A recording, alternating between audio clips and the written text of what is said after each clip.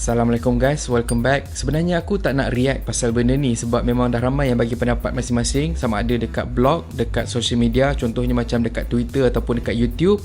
Dan juga satu lagi yang membuatkan aku rasa tak payah kot komen benda ni, sebab benda ni benda lama. Yang mana kalau tak silap aku, last year memang pernah viral isu yang exactly serupa, yang mana tumbuh dekat Twitter juga. Jadinya aku berpendapat macam ni mungkin cerita lama, mungkin tweet yang lama. Cuma bila aku tengok dia punya tarikh dia, ni baru jadi ni. So benda ni aku tak tahu sama ada deja vu ataupun Mandela Effect, aku tak tahu. Tapi yang pasti benda ni memang kecoh sangat dekat media sosial beberapa hari ni. So apa kisahnya? Kisahnya bermula apabila seorang gadis dia tweet dekat Twitter lah, takkan dekat Tinder pula kan, yang mana dia berkongsi kisah mengenai dia diganggu oleh anggota keselamatan selepas melalui satu roadblock. Masa dekat roadblock tu, dia telah ditanya beberapa soalan dan juga anggota penguatkuasa tu telah pun mengambil detail gadis terbabit. Dan bila dia balik rumah, tiba-tiba dia dapat satu WhatsApp daripada nombor yang tak dikenali, dan rupa-rupanya nombor dia dah pun diambil oleh anggota penguatkuasa tersebut. Dan mungkin dia rasa macam tak berapa selesa diganggu oleh anggota penguatkuasa, dia pun tweet benda ni dan tak sangka benda ni jadi viral. Dan ramai juga sebenarnya yang berkongsi kisah yang sama. Dalam masa yang sama, ramai juga yang mempersoalkan integriti, ketelusan dan juga keamanahan betul ke ayatku ni, pasukan keselamatan terbabit, hingga kan Twitter rasmi Badan Penguatkuasa Terbabit dah pun reply tweet gadis tersebut. Kira untung lah aku report dekat WhatsApp pun aku dapat blue tick je.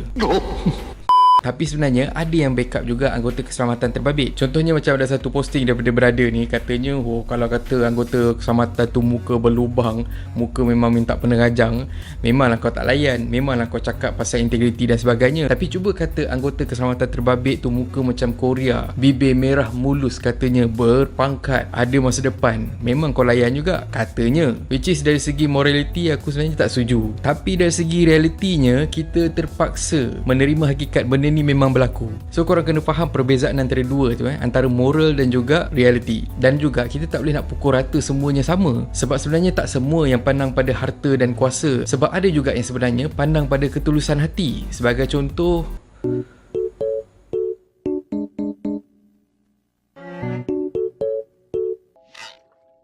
Tak, sebenarnya ada je kawan-kawan aku sebagai contoh yang Insta famous dan juga hijabista, yang mana diorang tetap setia dengan boyfriend diorang walaupun boyfriend diorang ni susah. So at the end of the day, ada antara mereka ni yang berjaya sampaikan ada wisma sendiri, tiap-tiap hari boleh buat TikTok.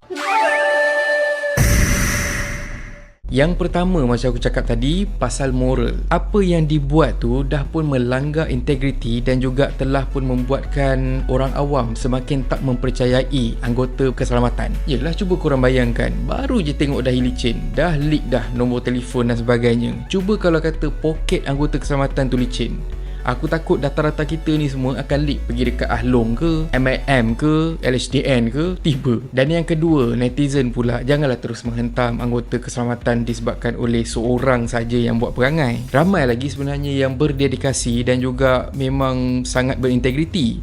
Sebagai contoh, Detektif Lim, Inspektor Mazlan dan juga Inspektor Aliza. Diorang punya cekap tu dalam masa 1 jam saja, diorang mampu untuk tangkap penjenayah-penjenayah yang berkeliaran dekat KL ni.